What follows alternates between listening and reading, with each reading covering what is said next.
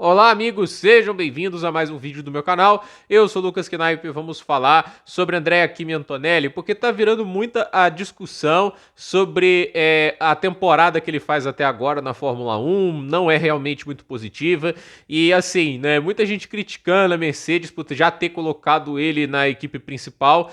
E agora vem esses questionamentos. Nessa última corrida, eu vou falar que é até injusto você jogar toda a culpa do resultado ruim nele, porque o Saddam Hussein foi lá e atropelou ele num ponto de. Num ponto para tentar ultrapassagem quase que impossível. Ainda mais que esses carros largos, pouco ágeis, né? E a questão é. Muita gente falando, a Mercedes devia ter optado por colocar o Sainz ou Bottas 1 ou 2 anos e aí deixar o Antonelli para quando ele estiver pronto, né? Mas sabe qual que é o grande problema? Sabe quem é o culpado por toda essa situação que o Antonelli está passando? O hype que a Mercedes ajudou a criar. Porque, assim, o Kimi Andrea Antonelli, Andrea Kimi Antonelli, melhor dizendo, né?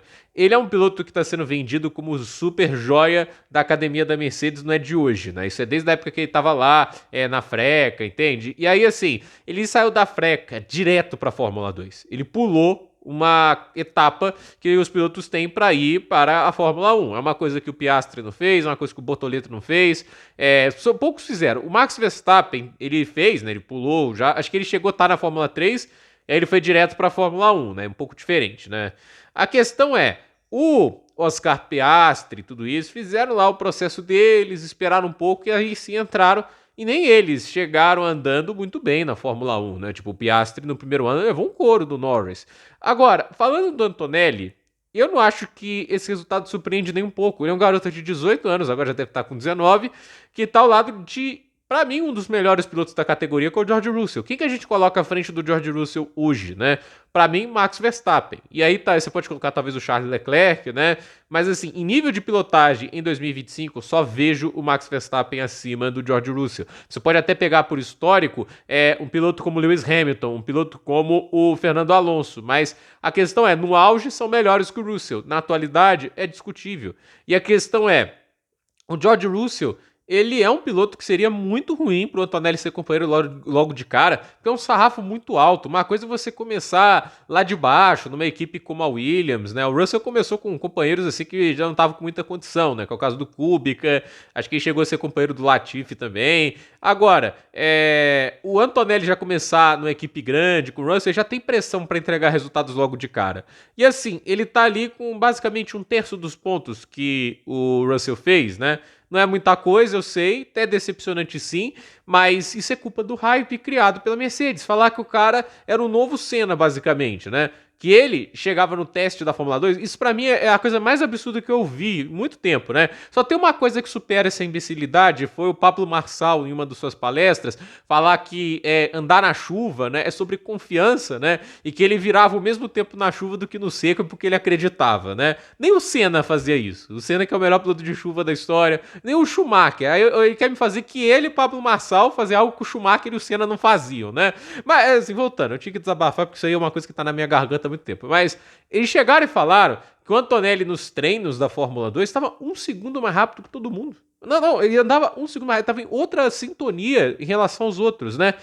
Lembra das críticas que o Sérgio Pérez estava sofrendo lá na Red Bull? Sabe qual é a desvantagem média de classificação que ele ficou do Max Verstappen nessa última temporada? 395 milésimos. Foi mais ou menos isso.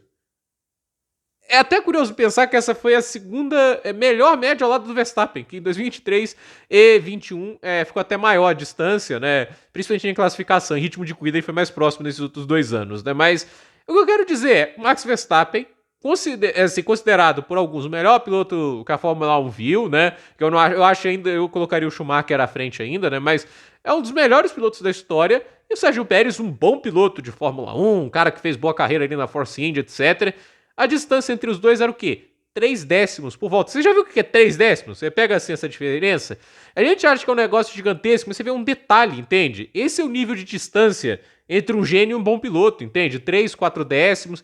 Às vezes é menos do que isso. E a questão é, essa é a vantagem do gênio. Ele tira onde não tem, mas é 1 décimo ou 2. Não é 1 segundo. Isso não existe, gente. Né? Não existe. Se não me engano, a diferença do Senna pro Berger lá em 92, né? ela não foi também de um segundo, entende? Do melhor classificador da história da Fórmula 1, Ayrton Senna, pro Gerhard Berger. E assim, o Senna já teve algumas disparidades maiores, mas alguns pilotos que eram terríveis, né? Tipo o Johnny Dumfries. Mas a questão que a gente coloca aqui é: a gente tá vendo aqui os caras chegarem e falar que ele era um segundo mais rápido que o resto do grid da Fórmula 2, e chegou a temporada, o que aconteceu? Quem que foi campeão na temporada passada da Fórmula 2? Gabriel Bortoleto. No ano de estreia também. O Antonelli, se não me engano, foi o sétimo no campeonato. O sétimo. Ele, se eu me engano, ele só ganhou sprint. Acho que não chegou a ganhar a corrida principal. Se ganhou, me corrijam. Mas demorou pra ele conseguir ganhar e ele não tava dando baile. Teve uma corrida em específico que o Kimi Antonelli deu um show, que foi a sprint de Silverstone, que na chuva ele andou bem pra caramba. Mas foi aquela. Então, assim, quando os caras vão lá e falam um negócio desse, é um hype em cima. Tipo, você vê criando. Nossa, o cara é tão diferenciado, é tão incrível, é tão isso. Cara, não é assim que funciona e você coloca muita pressão num garoto muito jovem. E aí, assim, nessa temporada, existe coisas muito legais do Antonelli, entende? A pole que ele fez na Sprint Miami é legal, a ultrapassagem dele no Leclerc Singapura foi uma ultrapassagem extremamente ousada, bonita, ele teve seus momentos esse ano. Ele é um piloto talentoso, existe talento ali. Eu ainda não vi esse gênio, tipo assim, gênio nível Senna e Schumacher que o Toto Wolff e a Mercedes vendeu. Isso não vi. Mas que ele é talentoso, ele é. E eu vou aqui falar, eu defendo o que a Mercedes fez, de colocar ele ao invés do Bottas e do Sainz. Porque o Bottas e o Sainz eventualmente iriam apanhar do Russell. Eles não são nem perto do piloto que o Russell são. Então, o que o Russell é. Então, assim, isso já ia acontecer. Que bom que você aposta num cara que vai ser o futuro da equipe, que pode ser a cara da equipe e que pode evoluir, melhorar e que tem um teto de produção maior. Legal. Mas o que a Mercedes fez de vender esse hype, de vender esse evento chamado Kimi, Andrea, Kimi Antonelli, etc., né? Foi o grande erro deles. Porque, assim, eles tinham que falar, ele é um grande talento, a gente acredita nele, mas eles ficaram, assim, criando um mito de que ele seria o melhor piloto que a Fórmula 1 já viu, etc. Falando que o cara era tão diferenciado que isso. E ele chega e não consegue entregar isso porque, assim, existe uma condição de muita pressão e ele já tá ao lado de um piloto excelentíssimo que já tá anos pilotando em alto nível na Fórmula 1. Então, esse é o grande problema. Colocaram ele na Toca dos Leões e ele não estava preparado para isso ainda. Talvez no futuro a distância para o Russell diminua, mas não existe isso de um piloto um segundo mais rápido que os outros, entende? Isso não existe, ainda mais numa categoria que cada vez mais está mais equilibrada, mais parelha, etc. Então, vamos ver agora o que vai acontecer nesse restante de temporada e pro ano que vem. Mas o Antonelli, para mim, ele é o piloto que pode sim ser no futuro um talento para lutar por um título mundial. Isso é real. Mas que ele vai ser o novo gênio da Fórmula 1, etc. Cara, isso não se faz por palavras, isso se faz na pista. E até agora ele mostrou só que é um jovem que precisa ainda de muita lapidação e de muito crescimento. E nem sempre você tá numa equipe grande é o melhor local para você fazer isso, né? Até pela pressão e a cobrança por resultados. Então, a ver o que vai acontecer. Mas falando sobre o Antonelli, isso que eu queria dizer. Porque eu acho que tem muita gente atacando o cara, falando que ele nasce, ele é fraquinho, etc. Eu não acho que é isso. Eu acho que ele tá numa condição de queimar muitas etapas. Foi muito cedo para ele ir para a Fórmula 1 desse jeito, ainda mais no contexto que ele vai de substituir o Lewis Hamilton.